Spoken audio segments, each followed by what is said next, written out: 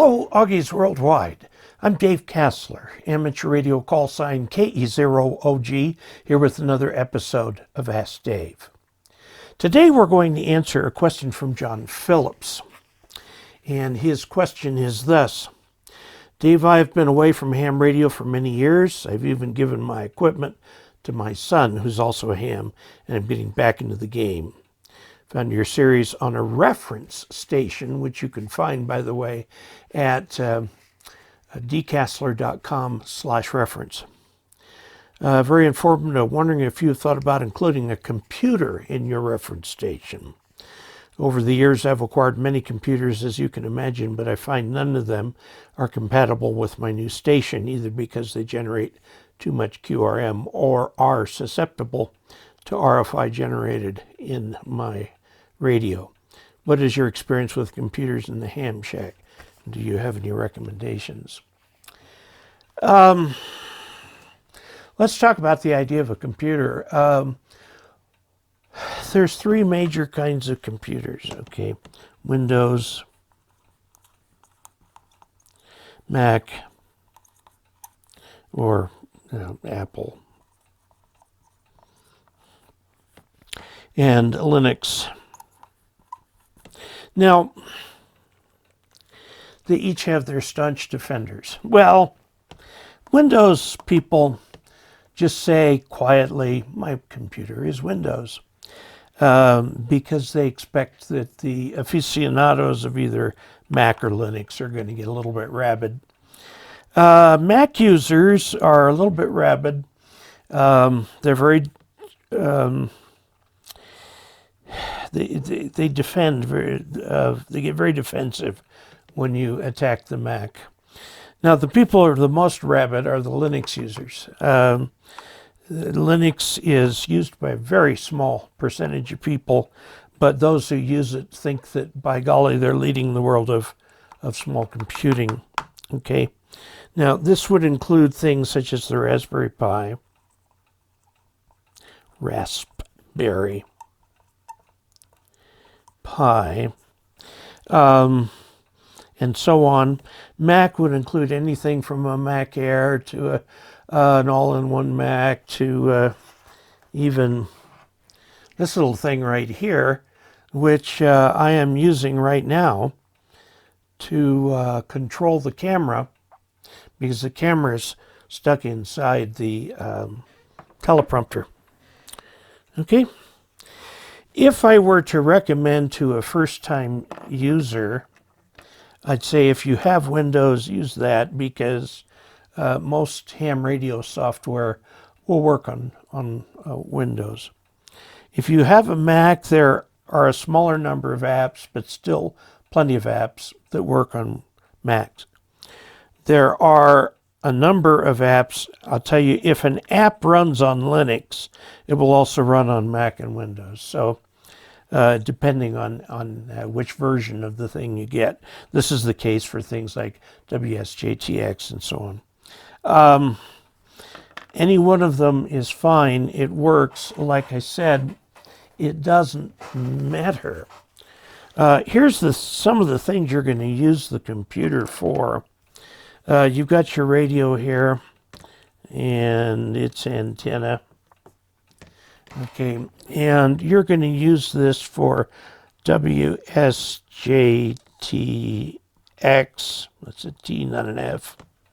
WSJTX, maybe PSK 31. You might also use it for rig control. Okay, or you might use it for a remote operations where you can go to some other place and operate, or operate from here, turn your radio off, use somebody else's radio. The interface these days is USB. Now, that has not always been the case. In fact, you'll still find radios with RS-232 on them, or some other weird connection method. I think the 7300 has this, a little stereo plug, which is an unbalanced data in unbalanced data out and ground. Okay? That goes into this. USB has 4 wires. 2 are power. And I don't say obviously, well, I don't know which are which. One of these days I'll figure it out. And then this is right here is just a single balanced wires, balanced line, okay, for data each way, 2-way data. It can go that way, it can go that way, okay?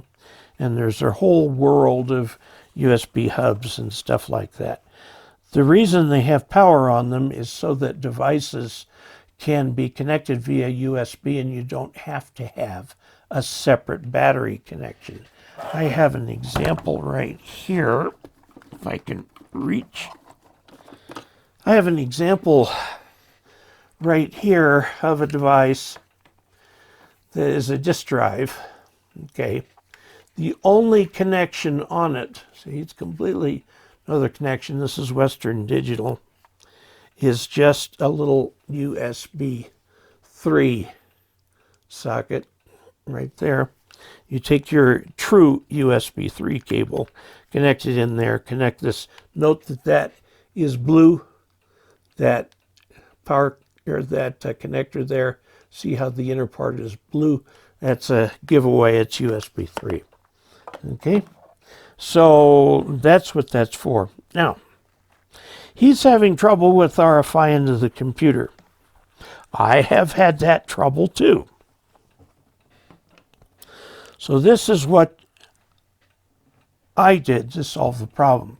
The problem was very frustrating because RFI would get into the computer speakers and stuff like that, and it just drove me nuts.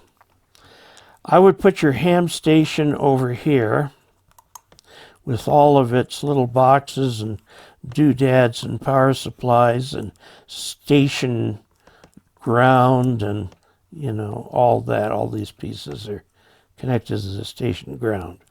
All right. And you've got your power supply, which is connected to 220 or to 110 and so on. Then over here, put your computer, which depending on what you've got, the most common computer these days is the laptop. Okay, because they don't take up a lot of space and you can always close it up and take it with you. Okay, and then there is one and only one connection, and that's the USB. And make it reasonably long. Now, if you were to look in my station, I've got my radio right in front of me, right here, okay? And then if I turn this way, I've got my computer over here. Now, the computer system unit is right down here, and there's a single cable, USB cable, that goes over there. The grounding connection on the computer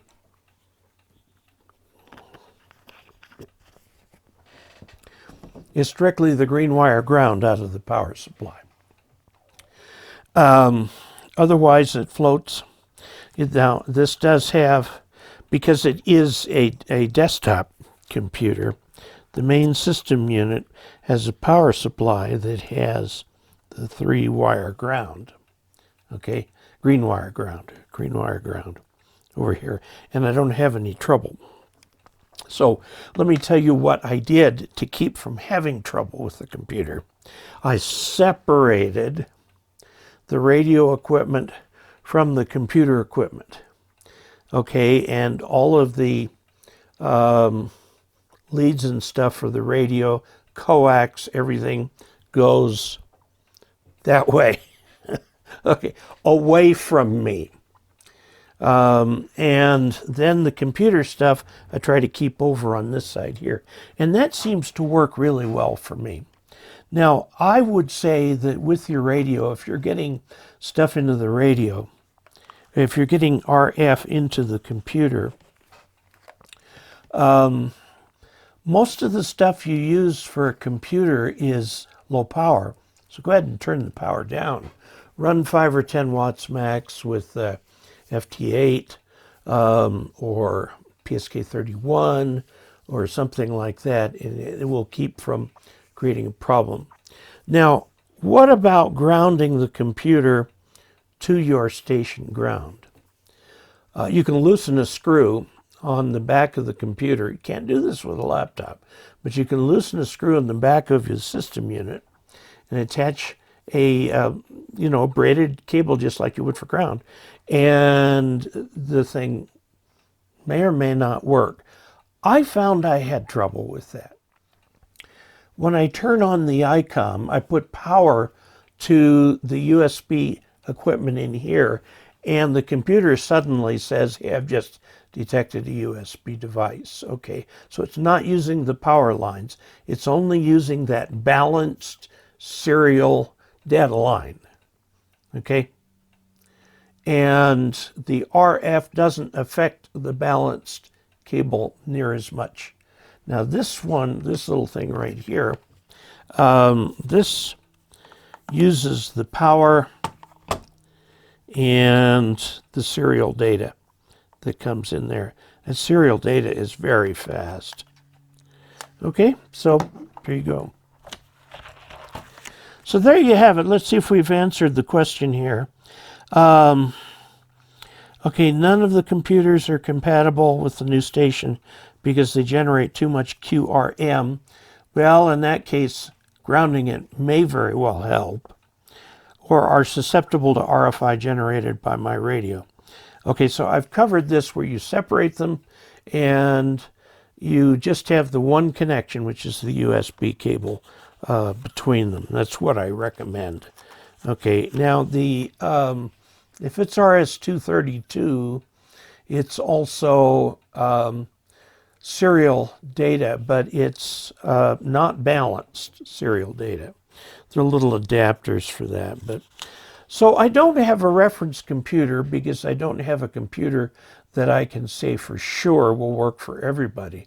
And people usually get computers for other reasons, whether it be to do their email, web browsing, watching television, live streaming, Zoom meetings, everything under the sun. Genealogy is a favorite thing to use. Buy your computer based on what you want the computer for. Very often people get a laptop. I have a desktop that I made based on some extremely useful guidance from Brad Rich, N6GR, walked me through the process here. And my screen is a 4K screen. And it's very easy to use, and I use it for everything under the sun. I don't use it just for amateur radio. So there you go. That's kind of what I would recommend.